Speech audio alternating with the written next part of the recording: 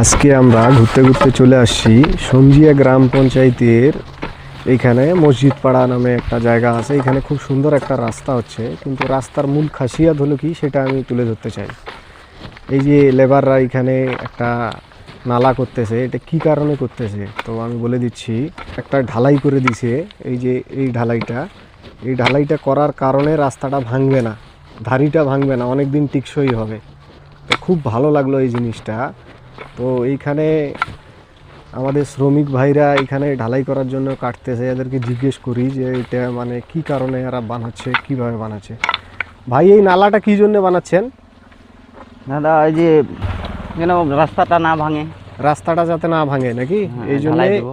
এই ঢালাইটা দিবেন রাস্তার ধারিতে। আর এটাই তো পিজের ঢালাই হবে। আচ্ছা, অনেক দিন ধরে এই রাস্তাটা হচ্ছে, এরপরে এটা পাথর দিয়ে আর বালু দিয়ে রোলার দিয়ে এটা খুব সুন্দরভাবে দাবানো হয়েছে, এবং এটা এর উপরে পিজের ঢালাই হবে লাস্টের দিকে। আগে এই ইয়েগুলো করে নিচ্ছে ওরা, দুধারে ঢালাই করে নিচ্ছে যাতে রাস্তাটা না ভাঙে। তো খুবই সুন্দর একটা রাস্তা দেখলাম, যেরকম এত সুন্দর একটা রাস্তা বানাচ্ছে, এই জন্যে আমি এটা তুলে ধরলাম। ধন্যবাদ সবাইকে। তো রাস্তার দুধারি একটু দেখাই দেই যে এদিককার পরিবেশটা কেমন, এদিকের গ্রামটা দেখাই দিচ্ছি।